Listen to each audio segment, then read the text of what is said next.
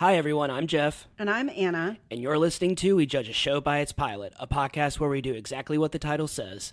On today's episode, we're judging the pilot of one of Anna's favorite shows. Hi everyone, welcome back to our pod. Hi everyone. So today, we're doing things just a little bit differently. Not too different. We're still in back to school.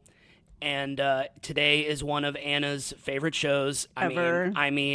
Would you say one of your favorite shows from the 90s, if not your favorite show from the 90s? Probably my favorite show of the 90s. I mean, I think if you were to make, honestly, I think this and Sex and the City, if we were to make like a top five, I think this would be in your top five favorite. Yes, for sure. Of all the shows that you watch consistently, you re-binge, this is one of the three, other than like Sex and the City. I would say I watch specific episodes of this show. Of course. I mean, I was rattling off like, try to find this one for me. I've been getting we are talking about Beverly Hills 90210. Yes. In case I completely almost forgot to say that.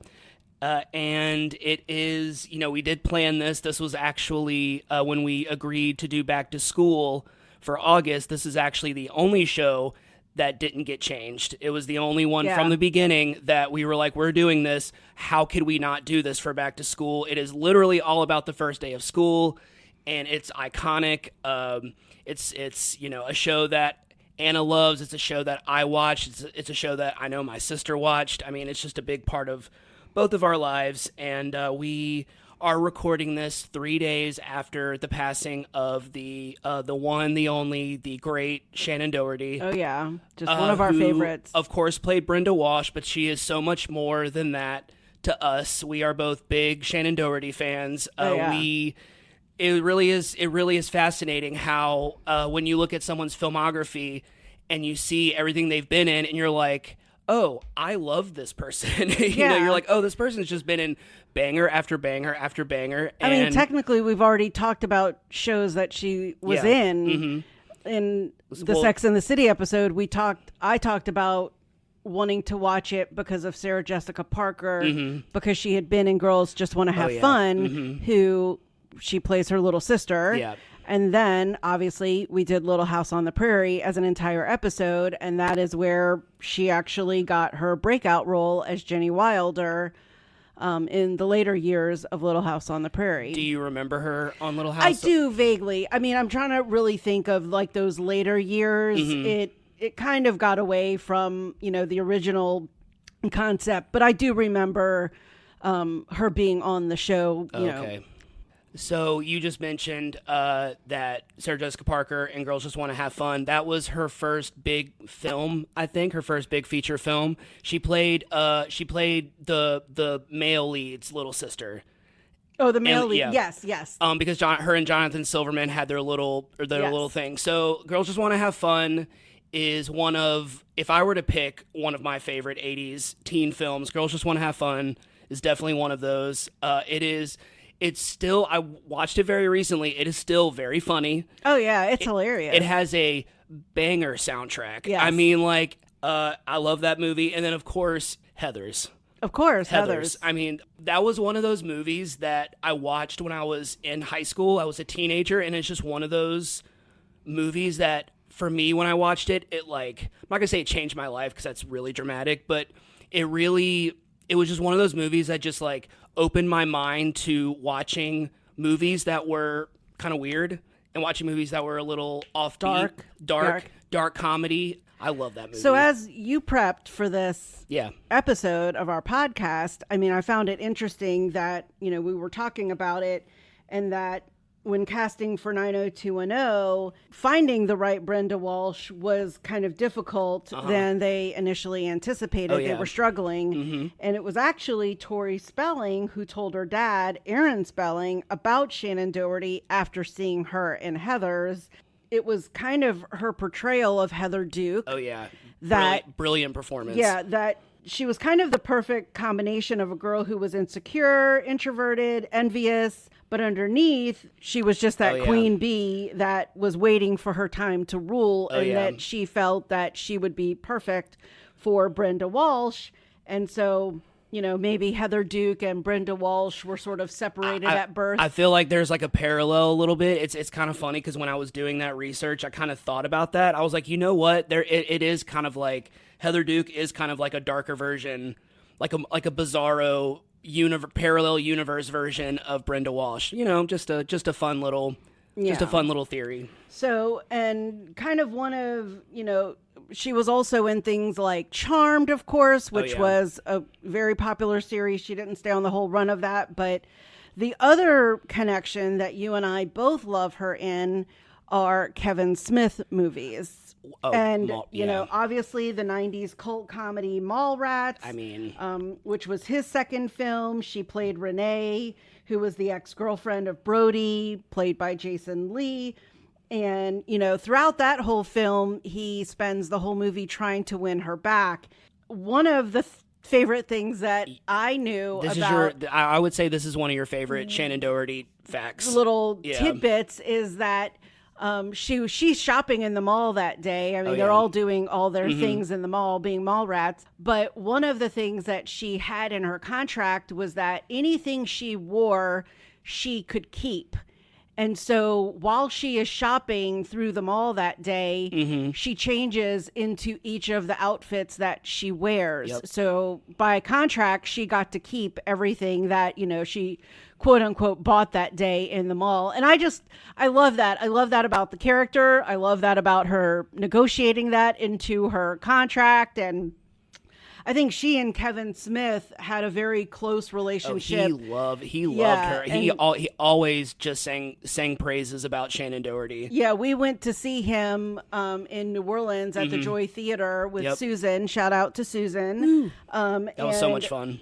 They did a Q&A. We were up in the balcony, so we couldn't really ask any questions. But, that was always one of the things I would have ever asked Kevin Smith, was like, when are you going to bring, Shannen Doherty back to one of your movies? Because I feel like she's kind of one of his go-to gals. Right. She came back in Jay and Silent Bob Strike Back, where she kind of played like a fictionalized version of what people's perception of her is, kind of. She was, and it was a really funny cameo where she's like kind of playing Shannen Doherty, but like not really playing herself. And then she was supposed to be in the Jay and Silent Bob reboot, but she couldn't. I think COVID wasn't around yet. It was pre-COVID. I think it was just scheduling conflicts. She couldn't be in it because she was originally going to reprise her role because her and Brody were supposed to still be together when Jason Lee showed up in the reboot. I think they were going to do a Mallrats reboot, that got scrapped. Yeah, it was going to be called Mallbrats. It was supposed. I know it was maybe their kids or something. It was supposed to be and Claire Forlani, Jason Lee, Ben Affleck, one of the London twins, whichever Jason London was in it. They were all going to come back, but COVID kind of made them scrap that. And then finally, one of the kind of other things that she was recently in was Riverdale in the tribute episode to Luke Perry, who had recently passed away. He was in that series, which we actually watched, and so we saw that. And that was specifically, I think, Luke Perry's family wanted her to be part of the memoriam to him. So I loved that. Oh, yeah. It was a really good episode, too. Yeah, it was a good episode. All right. We're going to be talking plenty 90210. So let's go ahead and get into some episode and series information. Anna, take it away. All right. Beverly Hills 90210. Class of Beverly Hills, which was the name of the pilot. The pilot premiered on Fox on October 4th. 1990. The series ran from 1990 to 2000 for 10 seasons with a total of 293 episodes. 293 episodes is insane. That is insane. Like, I cannot believe that. I mean, even shows today that may have 5 or 6 seasons. I mean, seasons now are like 8 to 10 episodes tops. Network, it's like 15 maybe. So the series was created by Darren Star, who we've talked about before. Yes. He created Sex and the City and Jeff's favorite Melrose Place. Yes. It was produced by Aaron Spelling, and the show was under his production company, Spelling Television. The pilot was written by Darren Star, and it was directed by Tim Hunter. And he was another directing legend with a ton of directing credits and a career over 40 years. He directed for shows such as Falcon Crest, Twin Peaks, Carnival, and Riverdale. And he also directed a few teen cult classic movies of the 80s, such as Tex and River's Edge. So Beverly Hills 90210 follows the Walsh family, kind of an average middle class, maybe upper middle class family who moved to the very wealthy Beverly Hills, California from Minneapolis, Minnesota. There was a reboot on the CW in 2008, and that lasted for 5 seasons with another 114 episodes. Again, pretty amazing for 5 seasons. Yeah. A more meta reboot called BH 90210 was released on Fox in 2019, and it starred the original cast members playing heightened versions of themselves as they prepare for a reboot of 90210. Yeah, it got really meta by then with the reboots. Yeah, it was like a reboot to the reboot that they were preparing to reboot. It was crazy. And we were kind of joking that there seemed to be kind of a bit of a Beverly Hills obsession in the 80s and the 90s. You know, along with 90210, we got things like Troop Beverly Hills, Down and Out in Beverly Hills, which is one of my favorite movies of all times. Oh, yeah. Beverly Hills Cop, Beverly Hills Ninja, Slums of Beverly Hills, and that's just to name a few. All I did was type in Beverly Hills into IMDb, and all of these titles came up, and they were all in the 80s and 90s. Obviously, there's like Beverly Hills Chihuahua, and there's like Real Housewives of Beverly Hills, but the bulk of them, it was the 80s and the 90s. It was really, really interesting. So you can still watch the full series on Paramount Plus, although we have discovered there are some episodes missing scattered throughout the seasons. In fact, there were a couple that I specifically go to watch, and they were missing. We have some pivotal episodes because when there were bigger episodes that they wanted to draw in more viewers, they would play much more popular music. And they couldn't. There was an entire episode that was just entirely a Color Me Bad album. Oh yeah, that was one of my favorite ones. We found it. There are episodes on Pluto TV of also on for 90210, and I'm pretty sure it's all the episodes. We did get to watch that one, the Color Me Bad episode. Yeah, it's my favorite. On Pluto TV, and it actually was a really good episode. All right. So I don't really know if I've ever asked you this or we've ever really talked about it. When did you start watching 90210? I probably started watching it on October 4th, 1990. Yeah, I actually... That's awesome. I do. I think I was... that was maybe a year after my dad had passed away. In fact, almost a year to the date that my dad passed away. And so I was probably in college. I was back living in the sorority dorm, and... probably by senior year of college, I was way less of going out. Mm-hmm. You know, I kind of probably had my fill of partying and stuff. And so, yeah, I was probably just back in the dorm and wanting to see what was on. And here was a show about high school kids sort of my age. Yeah. And I thought it was cool, Beverly Hills. And so, yeah, I definitely watched it from the beginning. Yeah. I do remember starting to watch it. Yeah, my sister watched 90210. Sarah, hey, Sarah, what's up? And, of course, I kind of watched with her, but I didn't really know what was going on. And then they started playing reruns on FX, I think when I was in middle school, high school. And that was really when I started watching it. My memory of the show is like the first half of the series, kind of high school and maybe like first year or two of college. I didn't watch like the late seasons though. If I did, I have no memory of them. Oh, okay. So we've been rewatching the series, and we're kind of at the point right now where they're working at the beach club. It's almost senior year. Yeah, and that's the era that I'm most familiar with. Yeah. So not necessarily Beverly Hills, but just in LA, Los Angeles in general. I know you've been there before. You even sent me a screenshot of you in Beverly Hills in 2015, and you're looking for Brenda and Dylan, and it was really funny. Yeah, I'll be posting it. It's hilarious. I was looking. Yeah. I was like, I know I took this tour, and it included a tour of Beverly Hills. Mm-hmm. And I learned some trivia that each of the streets in Beverly Hills, so I know that a lot of people know that iconic view of one of the streets in Beverly Hills that has like all the palm trees. Right. Every street, though, in Beverly Hills has a different set of trees. Oh, okay. None of them are the same. I don't know which tree is on each street, but I know that. Yeah, I forgot the reasoning behind it, but it was to make, I think, like each street special or something. Someone can correct me in the comments, but I remember being on the tour going, I think that's a cool thing. Yeah. Like I thought that was an interesting, yeah. So I've been to Los Angeles for work. I've been there for fun. I've been there for AOPI conventions, and so. Where would you want to visit? I know you've been there before. That's what I was getting into. Sorry. Where would you want to visit that you haven't visited before? So that being said, I think I've always wanted to go up to like the Hollywood sign. Don't think I've ever actually been to Rodeo Drive itself. Mm-hmm. Like I think I've driven by it, but I don't think I actually stopped and went into any of the stores or anything like that. Like pulled a, Pretty Woman move and tried to go shopping or something on Rodeo Drive. Nice. But so maybe somewhere in Hollywood. I don't know. I've been to quite a few places, but, I'm always up for just seeing things again in a different perspective. Yeah. Yeah. I think of course I would want to go to like famous houses that were featured in movies. I would love to go to the Elm Street house.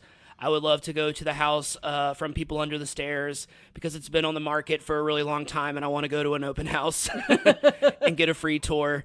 But that aside, I don't know why I've always wanted to see the La Brea tar pits. Oh, okay. I think I have a picture of those. I'm not sure why. I've just always been kind of fascinated by it. Anytime like I read about it, I'm like, that's really cool. I know you're just going to go and look at it and it's just a bunch of bubbling tar. So it's like, what's so great about it? But I don't know. I've always it's pretty iconic, right? I've just always wanted to see it, and then of course, just kind of drive around Hollywood Hills and just look at all the houses and stuff. Yeah. I feel like that would be something that you and me would want to do. I will actually say that when I went during law school with my friend Alex, when she was planning to move out there, and she was driving, we went through the Hollywood Hills a lot of times at night, so we didn't see a lot of things during the day. I mean, maybe we went up during the day, but we were always looking for apartments for her.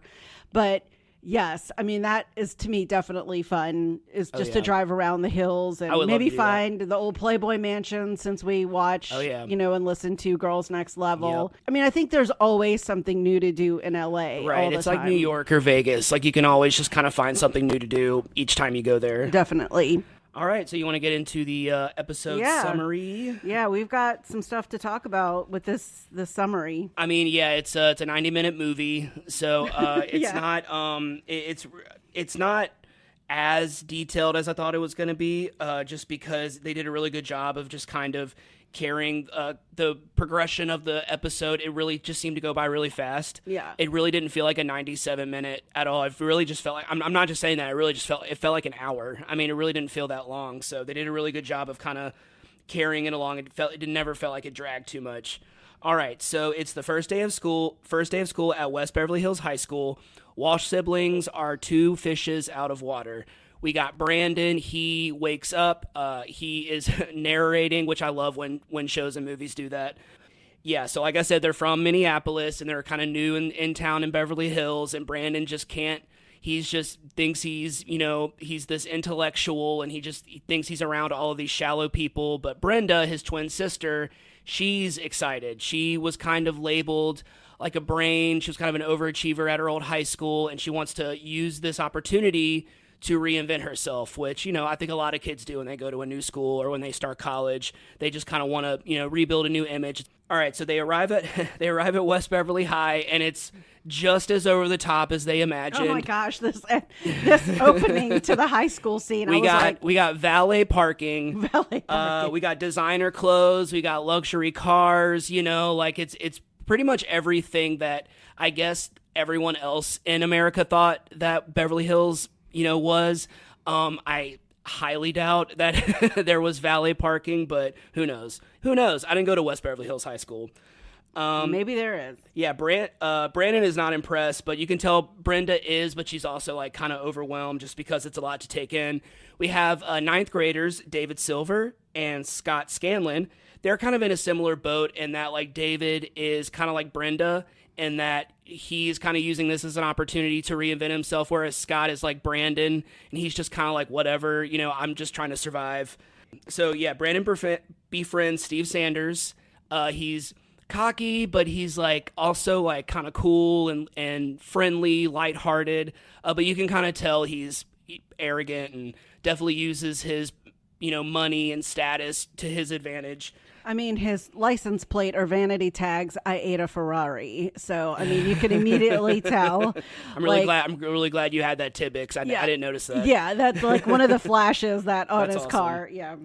Yeah. So David also tries to befriend Steve, but it kind of comes across that David is just a fan of Steve's mom, who is this famous TV mom. She's kind of like a 90s June Cleaver type. Hartley House. So she's kind of, you know, so Steve is kind of like, all right, it's coming across like David just wants to use him to look cool, and Steve's probably very used to that and very much like kind of dismisses David, but likes Brandon because Brandon doesn't look at him for his money. He looks at him like a person. So we are in chemistry class. We're going to talk about the retcon grades in a second. They're in chemistry class, and popular girl Kelly is trying to avoid they're picking lab partners, and there's a girl who it kind of just looks like, I don't really get what it was. She just looked like a tough girl. I think they were trying to imply that she's the person that's like going to put all the work on the partner and not do anything. I don't know. I just thought it was really weird because it didn't explain anything. She just kind of walked in. I just think she didn't like the way she looked. She was being I think, a mean girl. Okay. And she kind of sees this tough-looking girl kind of come towards her, and she kind of uses Brenda, be like, oh, no, this is my lab partner, you know, not knowing who Brenda is. So she kind of befriends Brenda. I think there's a little bit of, you know, Brenda kind of looks up to Kelly, and I think Kelly can see that. And she kind of, you know, it's like having someone around that kind of looks up to you is a nice stroke to the ego. But still, Kelly is still really friendly to Brenda and kind of takes her under her wing. I'm only mentioning it because she has zero storyline in this episode. Yeah. But we have Kelly's best friend, Donna, who's, of course, played by Tori Spelling, Aaron Spelling's daughter. So she doesn't really have much of a storyline, but I would feel bad not including her in the episode. So, yeah, she's around, but she's kind of a background character, at least in the first episode. Brandon attempts to join the school paper. It's headed by the overachiever, Andrea Zuckerman. Andrea. No, I always want to say Andrea. Andrea Zuckerman. She's kind of, she's a hard ass, very tough, strict, and she kind of thinks Brandon kind of comes across as another like super, quote unquote, like superficial Beverly Hills kid that just wants to like cover sports. And I think Brandon this starts their kind of connection with, he kind of just wants to prove her wrong. Like, no, I'm more than that. I'm a hard-hitting journalist. I don't want to just do sports. Right. Yeah. So there's a big party at Mary Ann Moore's house. No ninth graders. David and Scott are determined to get into the party. Really, David's more determined to get into the party. Scott's just like, I just want to hang out with my friends. So the party arrives. Everyone is there. David and Scott sneak in. They end up kind of splitting up in the crowd. Scott ends up going home. David stays at the party. Brandon sees Steve. Steve's clearly been drinking. We learn early on in the episode Steve and Kelly dated the year before and broke up. I kind of just forgot to mention that. Brandon meets... Sorry, I just started laughing. Brandon meets a mysterious and attractive girl who's not interested in the party. I'll stop laughing, I'm sorry. Who's not interested in the party, which draws him in more. She doesn't really seem that interested. Her lips are all pouty, and she's just not into it at all. It's like anytime she's not actually talking... She pouts her lips out like... I just got the image in my head and I couldn't stop laughing. I'm sorry. And it was really funny because we were watching it and I was like, can she pout her lips any more? It's just like, I felt like she had to have been uncomfortable, and I'm sure she was being directed to like look sexy or, of course, or look, mysterious and, whatever the director. Seduce him with your face. Yeah, something like that. So it's revealed that this girl, even though she's not into the party, it's Mary Ann, the girl who threw the party. She kind of tells Brandon that like she does this kind of out of a social obligation. She has like the big, huge like party house mansion. Her parents are never home. They're big like socialites, so they're kind of always encouraging her to have parties and to use the house as a party house. I think she also just kind of does it. I think what a lot of people do when they have all of that and they're always by themselves, they throw these parties because they feel lonely. I think that's another reason. Oh, yeah. So Brandon leaves the party with Marianne on his mind, of course. Steve is trying to leave, but no one will let him because he's drunk. So he's just like, he sees David kind of near his car. You come over and he's just like, you come over here. Oh, yeah, this is my designated driver. Of course, David is 14 and does not have a license. Even in 1990, you could not drive in America when you were 14. You had to wait until you were 15. So, yeah, David, even though he's never really driven before, agrees to drive Steve home, not really having much of a choice. And he actually ends up getting home safely, but of course, because it's a TV show, David forgot to put the car in park, and Steve's house, of course, they live in Beverly Hills. It starts rolling down the driveway, and the car starts rolling down the driveway, wrecks into another parked car. David's the only person who sees this because Steve's drunk and he's inside of his house, and so David just takes off, which was really funny. Yeah, the runoff is always really funny to me. So that following Monday, Steve is desperate to find the person who wrecked his car. He doesn't remember that it was David. I think Kelly, when they were driving on the street, was the only one to see them, but she didn't know who David was because he was a freshman. So basically all he knows, I think she says like it was some nerd. Or some dweeb, whatever the 90s term was. So Brandon tracks down Marianne, asks her out. She says yes. And Brenda has to lie to her parents about going to the club while no one questions where Brandon is going. Okay, so a little bit earlier, I kind of skipped over, and I'm sorry. Kelly it kind of makes a fake ID for Brenda, and they're going to go to a club. But even before that, when Brenda and Brandon are going to Marianne's party, right? Brandon is already gone, and they are giving Brenda the third degree about this party, wanting to call someone's mom, what time she was going to be home, who was driving her, and when they show Brenda arriving, Brandon's already there with Steve. There. Yep. I kind of got infuriated with the treatment that the parents had between Brenda and Brandon, that Brandon just got to leave the house without any question, and Brenda, which later on throughout the series, we definitely understand why Brenda needs some guidance and whatnot. Right. But, that being said, in the pilot, I was enraged. Yeah, and this next paragraph kind of shows why Brenda needs a little bit more guidance. So, yeah. But still, you're right. It is very unfair, and I noticed it immediately. I remember when you said it, I was just like, yeah, I noticed it. I was just kind of waiting for you to say it. It's just so weird. They just made such a big deal about it was the mom really who just made like such a big deal about Brenda going out and like having to meet Kelly, which I actually understand that and I respect that, but the fact that they weren't doing that for Brandon was just kind of weird. Not even asking where he's going. I mean, I know he has the car, but I mean, like no one's being like, hey, where are you going? No, he's already at the party. No one really cares where Brandon is. Yeah, he was already there. All right, so so like I said, Kelly had made a fake ID for Brenda, and they were all going to go to a club. The girls get to the club, and Brenda's the only one that's allowed in, but the bouncer tells the other girls to leave. She was like, y'all have fake IDs, tears them up, which is kind of funny. Oh, yeah. And Brenda, who, I mean, I don't know how long she's waiting. I don't know if she thinks... that part didn't really make a lot of sense. Well, it wasn't all very smart on Brenda's part, because it's like... If I was waiting for my friends, I wouldn't have like bounced into the club. I would have been waiting at the door for them. Yeah, I didn't get that. But so she's waiting for her friends to come into the club, and that is where she meets Jason, who is played by Maxwell Caulfield, one of our faves, aka Michael Carrington from Grease 2, or Rex Manning. Rex Manning. It's frickin' Rex Manning Day. It's Rex Manning Day. All right, so in Gilded Age, which was last week, we talked about a little film called Grease 2. Yes. Starring Maxwell Caulfield, who played, like we just said, Michael Carrington. And I have one question. Grease or Grease 2? Be honest. For me? Yeah. I think it's crazy. For me, it's Grease 2. Same. For me, because I think I was...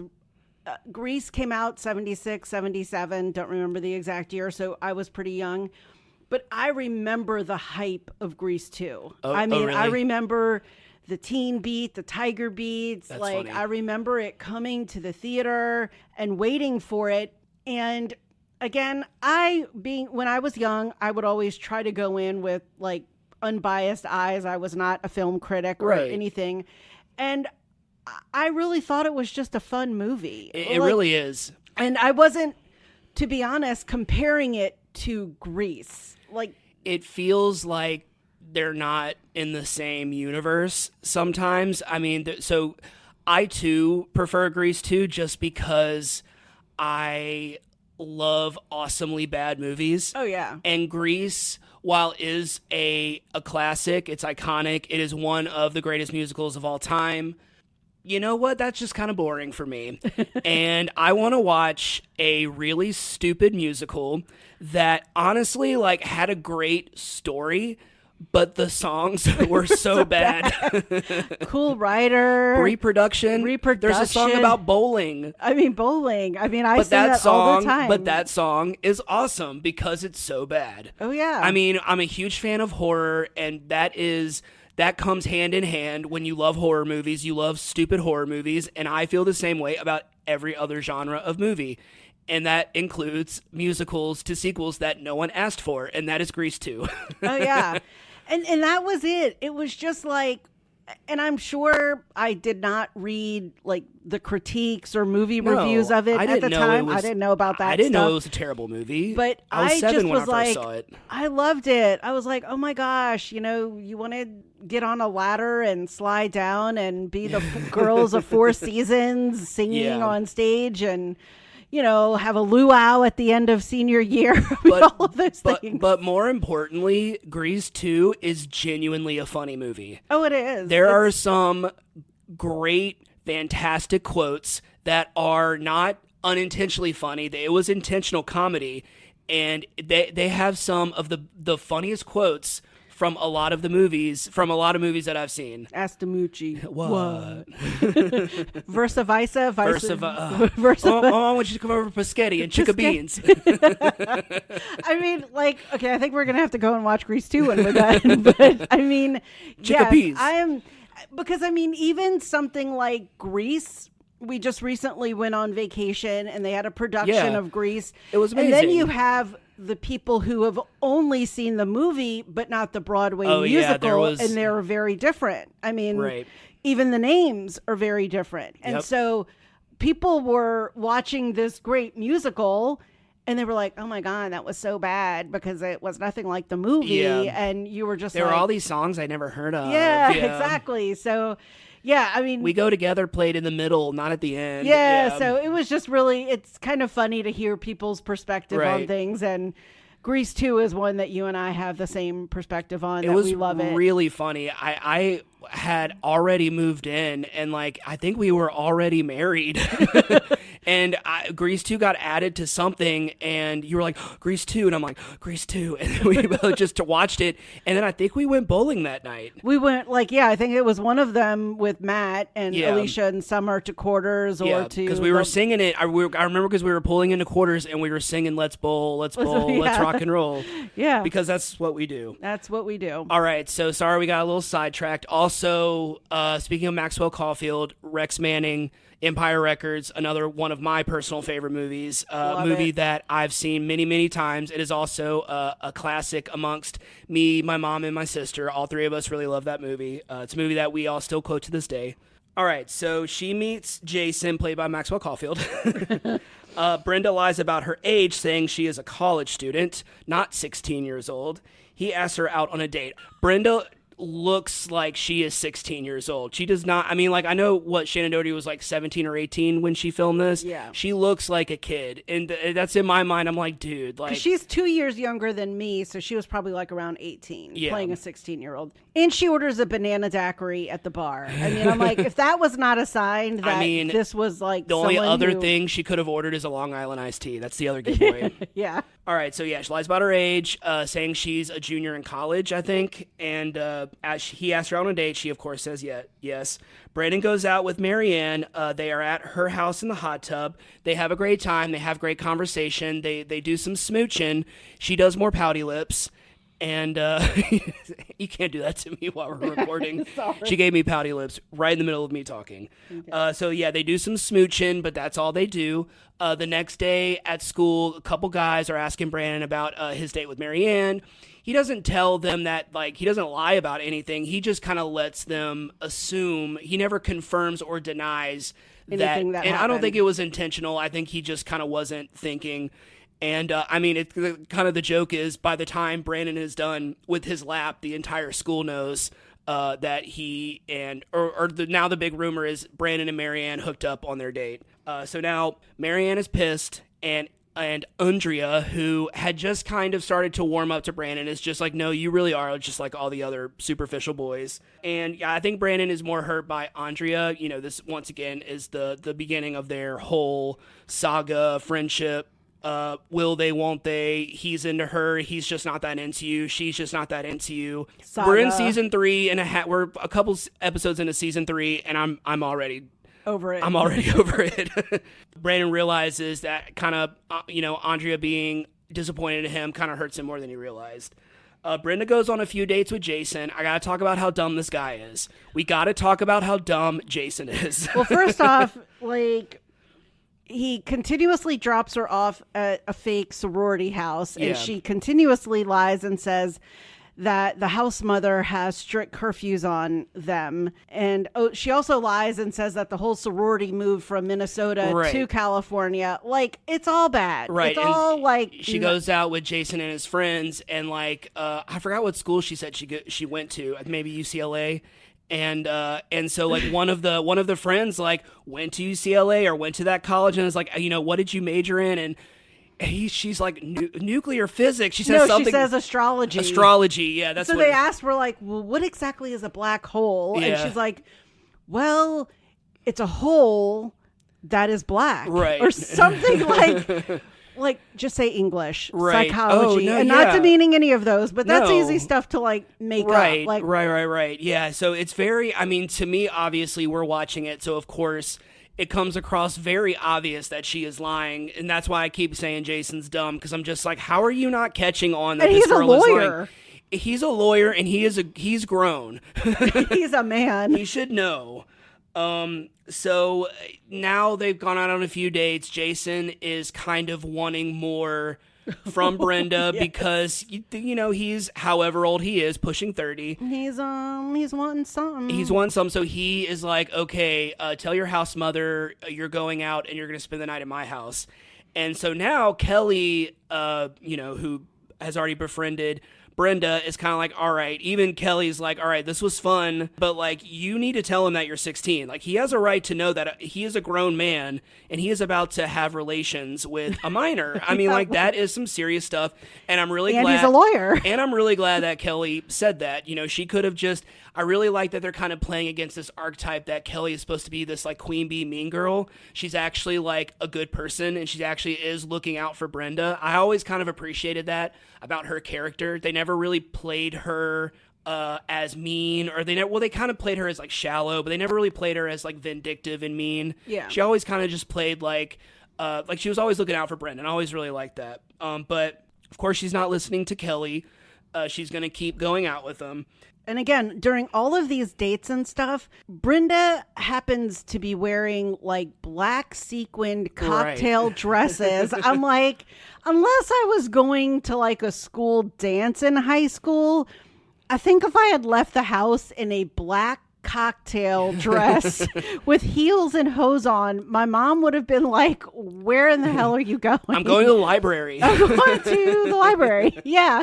So like there's like a lot of stuff wrong. So that's why I'll go back to, maybe there was a reason the parents were questioning Brenda, but I still don't think it was very I'm 100% on board with you. All right. So David finally confesses to Steve, like, I'm the one that crashed your car. But kind of offers to like help pay off the damages. He's like, oh, I know a guy who can give you a good deal and blah, blah, blah. Steve's just kind of like, whatever. Like that storyline just kind of ended.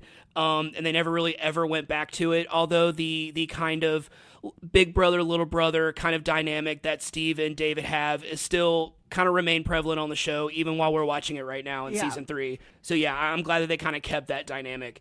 All right, so Brandon goes on the school radio station and announces to the whole school that he and Marianne did not have sex. They just had a really great time together. Marianne is grateful that Brandon cleared her name, but I really liked that even though she was like, "I thank you for clearing my name," you still blew it with me. But I like that it wasn't like a "call me later." It was like, no, you blew it. Peace out. And we never see her again. Right. Well, of course. So because the surfer girl has to come in the next episode. All right. So after that he tries to make amends, try to make things right with Andrea. Andrea's really dismissive. She's like, "I gotta go. I'm gonna miss the bus." She sees him get he sees her get on the city bus, and he decides to follow her. Turns out Andrea does not live in the school district, and obviously, I think she said she uses a relative's address to go to her grandmother's address to go to West Beverly, because West Beverly is the best school in the district. She's like, why should I not get the best education just because I'm geographically undesirable? I think that was the term that she used. Yeah. And Brandon, of course, promises I'm not going to tell anybody. So this kind of solidifies the friendship that they're going to have throughout the series. Brenda's on another date with Jason. She finally confesses to him that she is 16. For some reason... Oh, this was the best, because she says she's a junior. Right. And he goes, "A junior what?" Or something. I remember that, because I'm like, this guy is so dumb. And she's like, "That's right, I forgot about the West Beverly High School." I had replayed the end of the episode to refresh my memory, and I kind of skipped over that scene, because I'm like, oh, okay, I was just trying to remember the order in which everything happened. But I forgot about a junior and what. I'm just like, this guy is so dumb. He's a lawyer. So yeah, for some reason, Brenda did not think that he was going to be mad. I definitely thought of the Michael Scott quote from The Lover when he tells Pam that he's dating his mom, and she gets really mad, and he's like, "I thought that was going to go one of two ways, but I never thought she was going to get mad." It was kind of one of those where it's how are you not expecting him to get mad? You're a child. So he immediately, and rightfully so, freaks out and brings her home.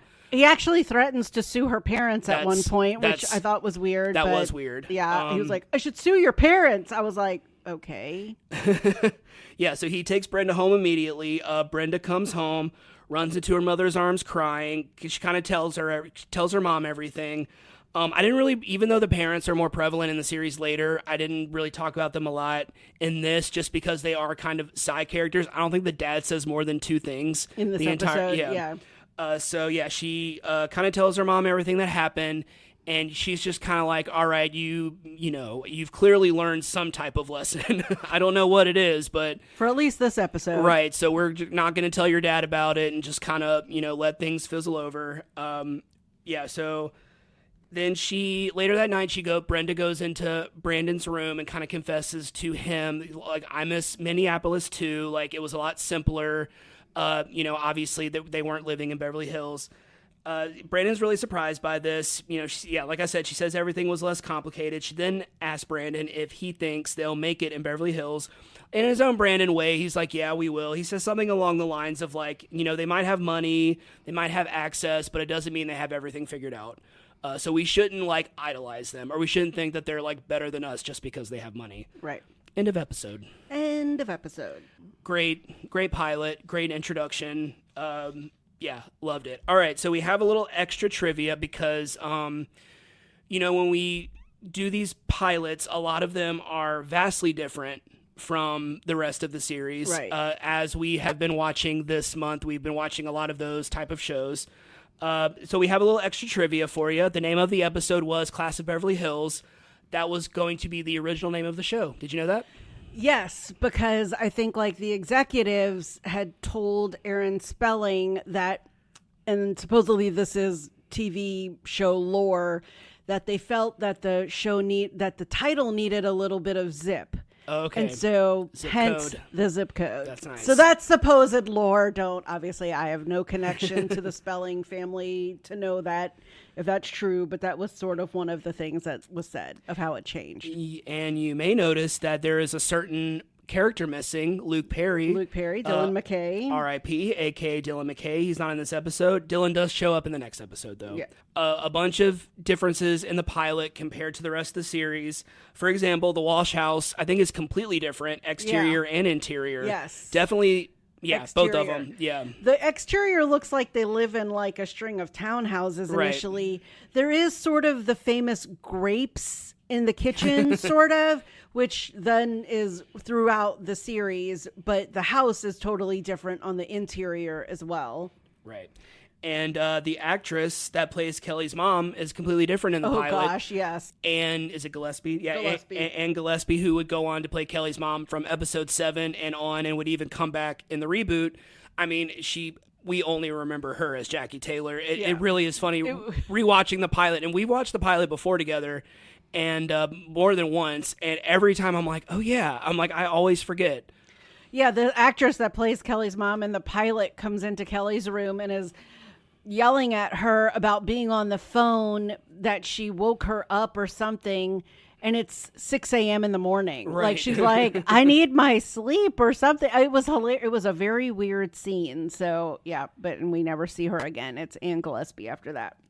In the pilot, the characters are juniors, but then they were retconned to be sophomores for season 1, obviously, so they could stretch out. I'm sure once they saw the ratings for the pilot, they were like, oh, we should probably stretch this out. Yeah. And it also, I think the age gap between David and the rest of the cast, David and Scott and the rest of the cast, they wanted to kind of make it a little closer. I think that may have also been it. Yeah, because they would have been 2 years apart if they had left him as juniors and David as a freshman. All right, so the pilot, I noticed this also, and it's something that I also forget. The pilot really focuses on the faculty in this. Yeah, there's a lot of the principal. There's the principal and the Spanish teacher. Yeah, and because they're in Spanish class and several times in Spanish class. Mm-hmm. I used to be a high school Spanish teacher back in the day. I took Spanish, so I thought that was funny. But yeah, but then again, we never really see them again. Yeah. Throughout the series, I think it becomes Miss Teasley, the school counselor, and then later the English teacher who is the newspaper advisor for Andrea and Brandon, or maybe the only other faculty we see throughout the series. Yeah. I'm really trying to think of any other faculty. I've been kind of watching up. I haven't been watching like entire seasons. We've just kind of been jumping from episode to episode. But yeah, I really haven't seen any consistency. With faculty members. I mean, I think at some point they were just like, let's just focus on. I mean, I think it's like what you said. You haven't said it on here, but you said it when we were watching the pilot.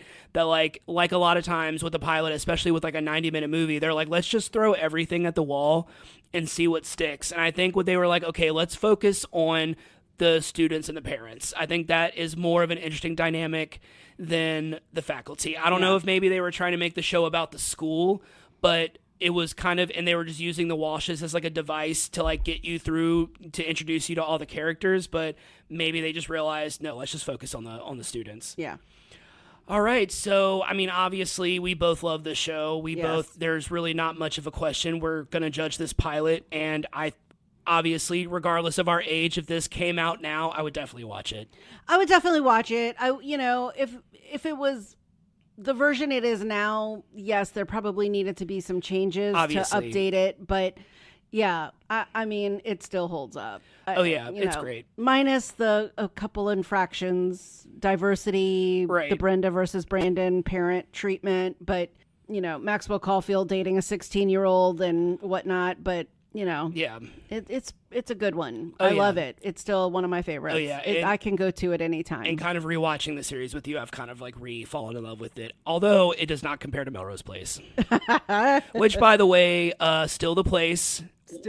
How great is that podcast? Yes, oh my gosh. So they started a Melrose Place podcast called Still the Place. It's Daphne Zuniga, Courtney Thorne-Smith, and Laura Layton. So good. And we listened to the first 2 episodes. You told me about, so we just did a little drive to Pensacola to see my daughter, and on our way, I think you were on your phone and you were like, there's a Melrose Place rewatch podcast. I'm like, with who? And it could have been anyone from the cast, and I still would have turned it. It didn't matter.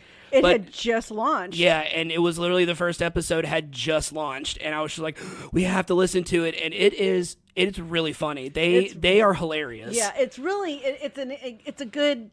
it's kind of funny to hear them diss their own show. Because they are like, they ripped episode 1 of Melrose Place apart. It was great because we watched that. I got Jeff watching Melrose Place. We're now watching that again.